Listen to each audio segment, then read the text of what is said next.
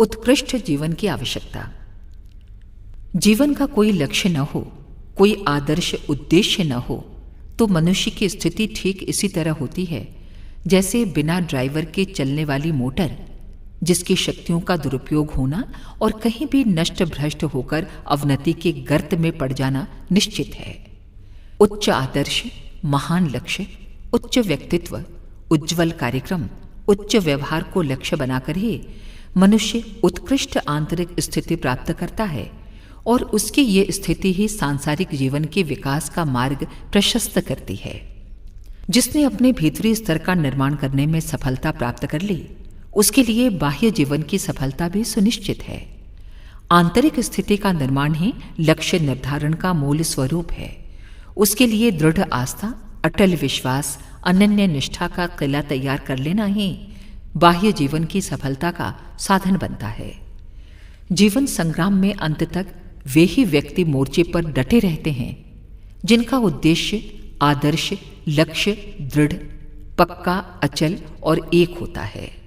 धूर्तता या प्रतिभा के बल पर कोई व्यक्ति थोड़े दिन छोटे से क्षेत्र में चमक सकता है, पर विश्व इतिहास के अनंत आकाश में चंद्र सूर्य की तरह केवल वे ही महापुरुष चमकते रह सकते हैं जिन्होंने अपना अंतःकरण ऊंचा बनाया है, जिनका लक्ष्य, जिनकी अंत स्थिति जितनी ऊंची है, वस्तुतः वो उतना ही ऊंचा माना जाएगा। अखंड ज्योति, जुलाई 1963, पृष्ठ 14-15।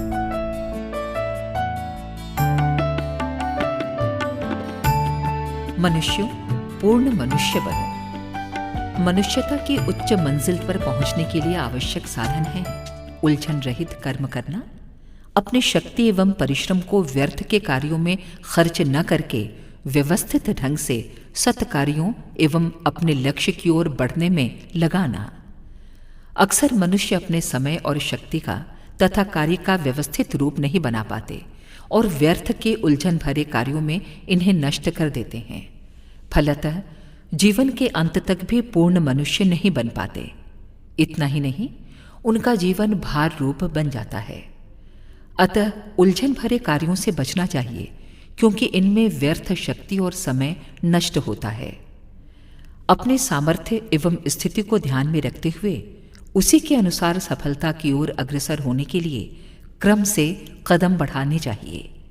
इसमें यदि कोई उलझन भी पैदा हो तो उससे विवेक एवं धैर्य के साथ काम लेकर बचना चाहिए। इससे व्यर्थ शक्ति और समय का दुरुपयोग नहीं होता।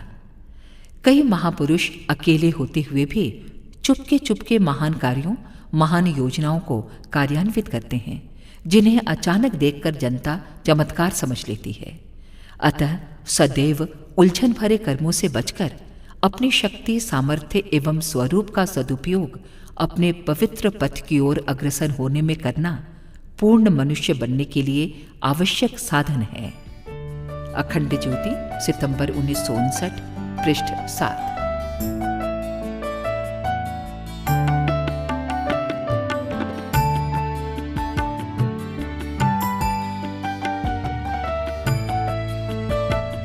मानव जीवन और ईश्वर विश्वास। वस्तुतः जीत उन्हीं की होती है जो भौतिक शक्तियों तक ही सीमित न रहकर परमात्मा को अपने जीवन रथ का सारथी बना लेते हैं। उसे ही जीवन का संबल बनाकर मनुष्य इस जीवन संग्राम में विजय प्राप्त कर लेता है। हम देखते हैं कि ईश्वर को भूलकर संसार का ताना बाना हम बुनते रहते हैं। अपने मन में हवाई किले बनाते हैं, कल्पना की उड़ान से दुनिया का और छोर नापने की योजना बनाते हैं, किंतु हमें पग पग पर ठोकरें खानी पड़ती हैं। दुर्योधन, रावण, हिरण्यकशिपु, सिकंदर आदि बड़ी बड़ी हस्तियां पछताती चली गईं। भगवान के संसार में रहकर भगवान को भूलने और केवल संसारी शक्तियों को प्रधानता देने से और क्या मिल सकता है। संसार के रणांगन में उतरकर हम इतने अंधे हो जाते हैं कि इस सारी सृष्टि के मालिक का आशीर्वाद लेना तो दूर, उसका स्मरण तक हम नहीं करते और भौतिक स्थूल संसार को ही प्रधानता देकर जूझ पड़ते हैं। ऐसे अहंकारी व्यक्ति चाहे कितनी भी सफलता प्राप्त क्यों न कर लें, उनकी विजय संदिग्ध ही रहती है। आज मानव जीवन की जो करुण एवं दयनीय स्थिति है, जो संताप, दुख, असफलताएं मिल रही हैं, इन सब का मूल कारण ईश्वर विश्वास की कमी, ईश्वरीय सत्ता की उपेक्षा करना है। अखंड ज्योति, जनवरी 1963, पृष्ठ 4। ज्ञान से ही बंधन टूटते हैं। ज्ञान ही एकमात्र वो प्रकाश है जिसके आधार पर जीव को अपने वास्तविक स्वरूप के, हित अनहित के, लाभ हानि के, बुद्धिमत्ता एवं मूर्खता की वास्तविक जानकारी हो सकती है और वो उन तुच्छ बातों की उपेक्षा करके महान हित साधन में संलग्न हो सकता है। इस ज्ञान की प्राप्ति के लिए सबसे प्रथम साधन है स्वाध्याय। सद्ग्रंथों के माध्यम से सत्पुरुषों की, मनीषियों और ऋषियों की आत्मा हर घड़ी सत्संग करने को प्रस्तुत रहती है। जो महापुरुष स्वर्गवासी हो चुके हैं, दूरस्थ हैं या जिनके पास समय का अभाव रहता है, उनसे प्रत्यक्ष सत्संग नहीं हो सकता। ग्रंथों द्वारा उनका सत्संग कितनी ही देर तक किसी भी समय किया जा सकता है। सभी सद्ग्रंथ जिनमें जीवन की समस्याओं को सतोगुणी दृष्टिकोण के साथ सुलझाया गया है, शास्त्र हैं। वे संस्कृत में ही हों ये कोई आवश्यक नहीं। ऐसा भी नहीं कि जो कुछ हैं संस्कृत शास्त्र ही हैं। शास्त्र का अर्थ है सत्य साहित्य। वे पुस्तकें जो आत्मा को सत्य की ओर अग्रसर होने के लिए प्रेरणा देती हैं, ऐसे ग्रंथों का अध्ययन शास्त्राध्ययन कहलाता है। उन्हीं को स्वाध्याय के निमित्त पढ़ने का मनीषियों ने आदेश किया है। महाभारत में लिखा है, ज्ञान के समान नेत्र नहीं, सत्य के समान तप नहीं, राग के समान दुख नहीं और त्याग के समान कोई सुख नहीं। अखंड ज्योति, दिसंबर 1961, पृष्ठ 34। गुत्थियों का हल अपने भीतर है। इस संसार में कोई बुराई नहीं है, कोई प्रतिकूलता नहीं है। ऐसा नहीं कहा जा रहा है और न ही ये प्रेरणा दी जा रही है कि बाह्य जगत में जो बुराइयां एवं त्रुटियां हैं उन्हें सुधारा या बदला न जाए।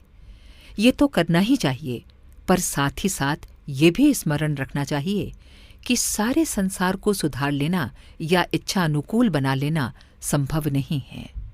सारी पृथ्वी पर फैले हुए कांटे नहीं बीने जा सकते, पर अपने पैरों में जूते पहने जा सकते हैं जिससे कांटों का प्रभाव समाप्त हो जाए। अपना सुधार करना, अपने दृष्टिकोण को परिमार्जित करना, जूते पहनकर कांटों से निश्चिंत होने के समान ही है। बाह्य जगत की बुराइयों को सुधारने के लिए भी अपनी उत्कृष्टता आवश्यक है। गर्म लोहे को गर्म लोहे से नहीं, ठंडे लोहे से ही काटा जा सकता है। कीचड़ को कीचड़ से नहीं, शुद्ध जल से ही धोया जा सकता है। क्रोध को क्रोध से नहीं, शांति से परास्त किया जा सकता है। यदि हम स्वयं मलिन होंगे, बुराइयों से सने होंगे, तो दूसरों का सुधार कैसे कर सकेंगे? यदि अंतःकरण में उलझनों का जाला तना है, तो बाहर की गुत्थियों को सुलझाया जा सकना किस प्रकार संभव होगा? इन पहेलियों को सुलझाते हुए हम ये न भूलें कि अधिकांश समस्याओं का समाधान हमारे अपने ही अंदर मौजूद है। अपने को सुधारना, अपने को बनाना, अपने को बढ़ाना ही वो उपाय है जिससे दुनिया सुधर सकती है। अखंड ज्योति, अप्रैल 1962, पृष्ठ 26।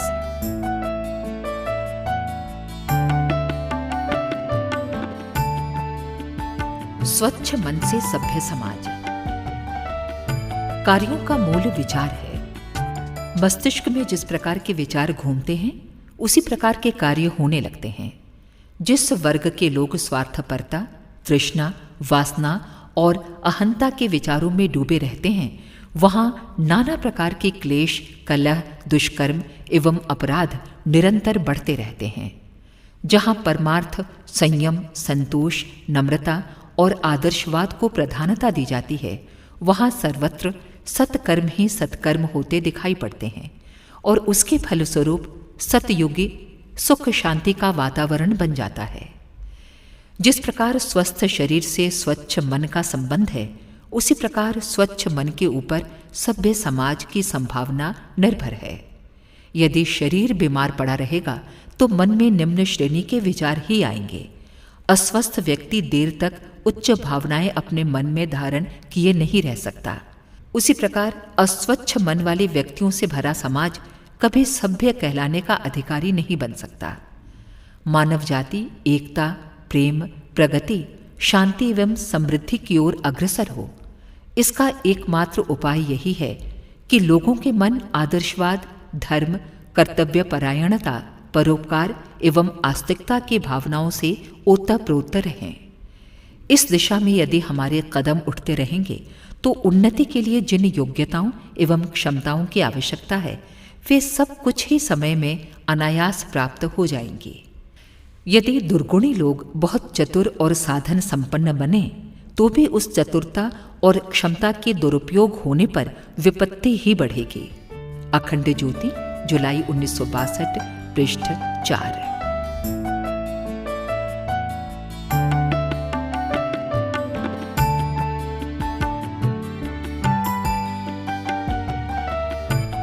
आत्म सुधार का सरल पथ, सेवा। पाप का परिणाम पाप ही होता है, बुराई का फल बुरा और भलाई का भला। सभी ने इसे स्वीकार किया है। मनुष्य जैसा अभ्यास करेगा वैसा ही वो बनेगा। इसीलिए शुभ की प्राप्ति के लिए, अच्छाइयों की वृद्धि के लिए आचार शास्त्र में परमार्थ, सेवा, दान, पुण्य, विभिन्न उपासना, व्रत आदि को धर्म मानकर उन्हें जीवन में प्रमुख स्थान दिया गया है। यदि मनुष्य अपने जीवन में सुधार चाहे, शुभ की आकांक्षा रखे, तो दूसरों के लिए वही सब करे जो वो स्वयं अपने लिए चाहता है। दूसरों के लिए वही सोचे जो वो अपने लिए सोचता है। दूसरों के दुख दूर करने में, कठिनाइयों में मदद करने में, उनका सुधार करने में, उनके हित के लिए वही प्रयत्न किया जाए जो मनुष्य अपने लिए करता है। इससे मनुष्य के दुख, परेशानियां, उलझनें स्वतः दूर हो जाती हैं, मानसिक गुत्थियां सुलझ जाती हैं। अपनी बुराइयों से सीधे लड़ने पर वे और भी प्रबल होती जाती हैं। ऐसी हालत में उनसे लड़कर विजय पाना कठिन है। अपनी बुराइयों का सुधार करने के लिए उनसे सीधे न लड़कर दूसरों के हित, सेवा, कल्याण में अपनी शक्ति लगानी चाहिए। इससे जो लाभ दूसरों को मिलना चाहिए वो स्वयं को भी सहज ही प्राप्त हो जाता है। परमार्थ, परहित साधन की पुण्य प्रक्रिया में मनुष्य के स्वयं के दोष, बुराइयां भी दूर हो जाते हैं और दोहरा लाभ होता है। अखंड ज्योति, जुलाई 1963, पृष्ठ 24। आध्यात्मिक विचारधारा से स्वर्गीय जीवन। आध्यात्म तत्वज्ञान को पारस माना गया है क्योंकि उसका स्पर्श होते ही लोहे के समान तुच्छ श्रेणी के व्यक्तित्व भी सोने के समान बहुमूल्य और आकर्षक बन जाते हैं। अध्यात्म का आधार संयम है और संयमी मनुष्य के लिए शारीरिक अस्वास्थ्य का प्रश्न ही नहीं उठता। अध्यात्म का मूल मंत्र प्रेम है, जो दूसरों के साथ आत्मीयता, उदारता, सेवा, सहिष्णुता और मधुरता का व्यवहार करेगा, उसके लिए दूसरों का सहयोग, सद्भाव एवं सौजन्य मिलेगा ही। सर्वत्र उसे स्नेही और सज्जन व्यक्ति ही मिलेंगे। अध्यात्म पूरी तरह तत्वज्ञान तथा आत्मशोधन पर अवलंबित है। जो अपने दोष और त्रुटियों को समझ लेगा और उन्हें सुधारने के लिए सचेष्ट रहेगा, उस व्यक्ति के सामने न तो कोई समस्या रहेगी और न उलझन। जब मनुष्य अपने ही दोष, दुर्गुण, कुविचार, कुसंस्कारों को रंगीन चश्मे की तरह आंख पर धारण किए रहता है तो सर्वत्र उसे नरक दिखाई पड़ता है। पर जब वो अपने को सुधारने और बदलने के लिए प्रयत्नशील होता है तो बाहरी समस्याएं और परिस्थितियां अपने आप ही सरल हो जाती हैं। इस प्रकार आध्यात्मिक विचारधारा मनुष्य को स्वर्गीय जीवन की आनंदमय अनुभूति कराती रहती है और अंततः आत्मा परमात्मा को प्राप्त करने का लक्ष्य भी उसी मार्ग पर चलते हुए प्राप्त हो जाता है। अखंड ज्योति, अगस्त 1963, पृष्ठ 7।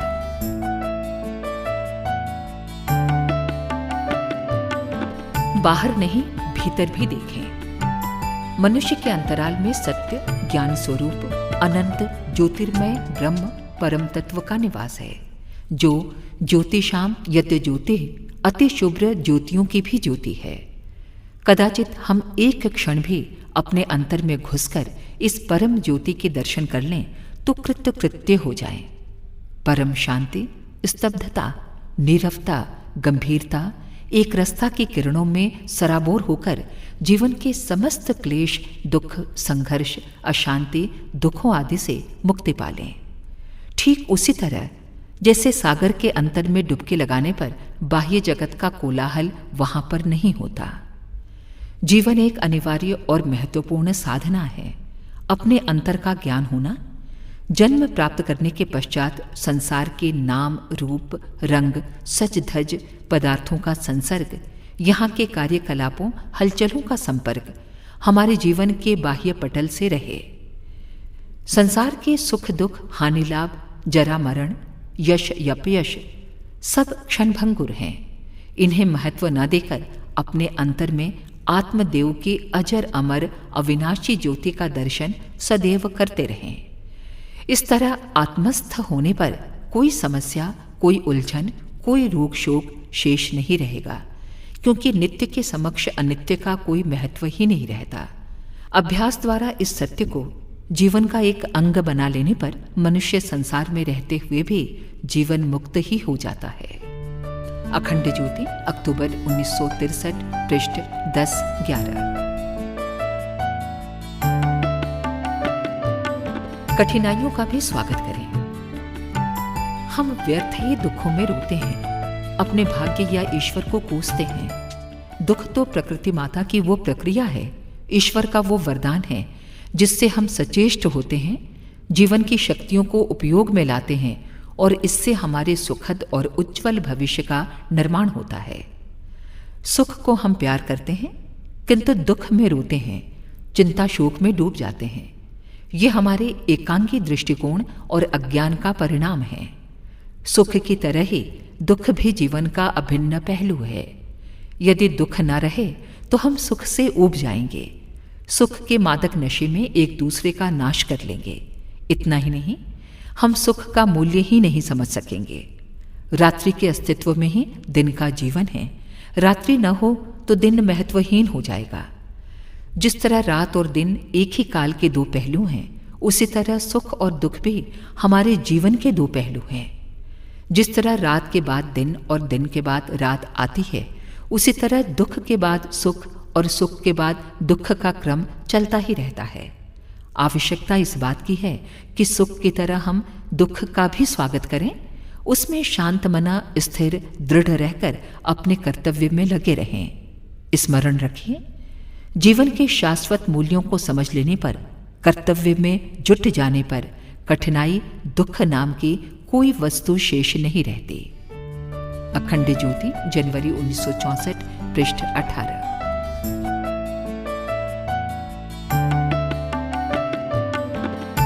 तप से ही कल्याण होगा। जिस प्रकार अग्नि में स्वर्ण को तपाने से उसके तमाम मल नष्ट हो जाते हैं, कांति अधिक आती है और मूल्य बढ़ जाता है, उसी प्रकार जो सत्य रूपी अग्नि में प्रवेश करते हैं, उनका केवल शारीरिक बल ही नहीं बल्कि मानसिक और आध्यात्मिक बल भी अहिर्निश वृद्धि को प्राप्त होता है। सच्चा तप निर्बल को सबल, निर्धन को धनी, प्रजा को राजा, शूद्र को ब्राह्मण, दैत्य को देवता, दास को स्वामी और भिक्षुक को दाता बना देता है। सच्चे तप का भाव उस देशभक्त में है जो अपने देश एवं अपनी जाति के गौरव और प्रतिष्ठा, कीर्ति और मान, संपत्ति और ऐश्वर्य की वृद्धि और उन्नति की दृढ़ इच्छा रखता है। अनेक प्रकार के दुखों, कष्टों और संकटों को सहन करने, कठिन से कठिन मेहनत और श्रम को उठाने और विघ्नों से मुकाबला करने के लिए उद्यत रहता है।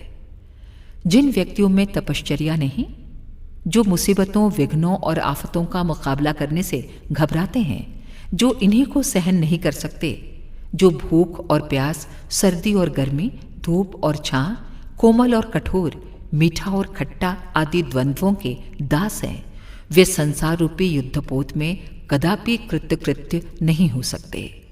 अखंड ज्योति, जनवरी 1964, पृष्ठ 1।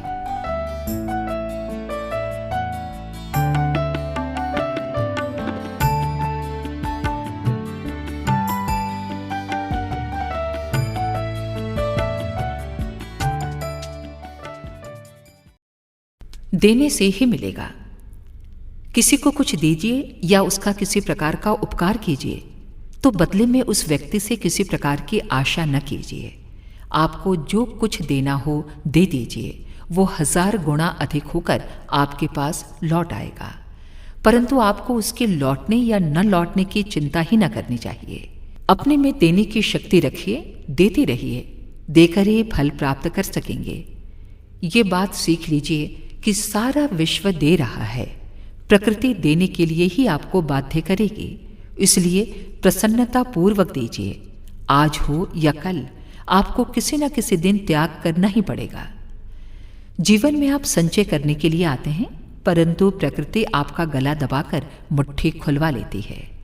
जो कुछ आपने ग्रहण किया है वो देना ही पड़ेगा, चाहे आपकी इच्छा हो या न हो। जैसे ही आपके मुंह से निकला कि नहीं, मैं नहीं दूंगा, उसी क्षण जोर का धक्का आता है, आप घायल हो जाते हैं।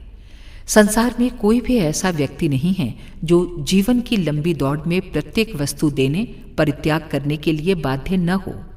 इस नियम के प्रतिकूल आचरण करने के लिए जो जितना ही प्रयत्न करता है वो अपने आप को उतना ही दुखी अनुभव करता है। हमारी शोचनीय अवस्था का कारण ये है कि परित्याग करने का साहस हम नहीं करते, इसी से हम दुखी हैं। आप ग्रहण करते हैं देने के लिए, इसलिए बदले में कुछ मांगिए नहीं।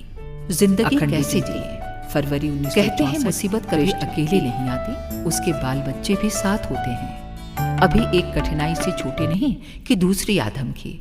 जीवन एक संग्राम है, इससे कायरों को भी लड़ना पड़ता है, शूरवीरों को भी। किसी के हाथ संगीन पकड़ते कांपते हैं तो कोई जान की बाजी लगाकर दुश्मन के साथ 4 हाथ दिखाता है। कठिनाइयां, दुख, मुसीबतें ऐसे ही शत्रु हैं जिनसे हमें लड़ना ही पड़ेगा। इनसे पीछा छुड़ाना असंभव है, फिर इन्हें साहस के साथ क्यों न ललकारें? क्यों न वीर योद्धाओं के समान इनसे जूझें? जीवन संग्राम में वही विजय पाता है जो कठिनाइयों से रक्त की अंतिम बूंद रहने तक, जीवन की अंतिम सांस तक लड़ता है। जीवन का श्रेय भी इसी में है कि मुसीबतों से घबराएं नहीं, उनके साथ संघर्ष करें। सृष्टि के आदि से मरे हुए व्यक्तियों की सूची बनाना यदि संभव रहा होता तो संसार का सारा कागज इस कार्य के लिए ही खप जाता। पर जिन्हें आज भी दुनिया जानती है, उनका नाम लिखें तो एक पुस्तक भी पूरी न होगी। यह नाम उन्हीं का अमर रहता है जो महान संकल्प लेकर आते हैं, जो औरों के हित एवं कल्याण के लिए अपना जीवन होम कर देते हैं। वे ही युगों तक जीवित रहते हैं, वे ही आने वाली पीढ़ियों को प्रेरणा और प्रकाश देते हैं। दूसरों के लिए अपनी हड्डियां दान कर देने वाले परमार्थी पुरुष ही संसार में जीते हैं। अखंड ज्योति, मार्च 1964, पृष्ठ 9।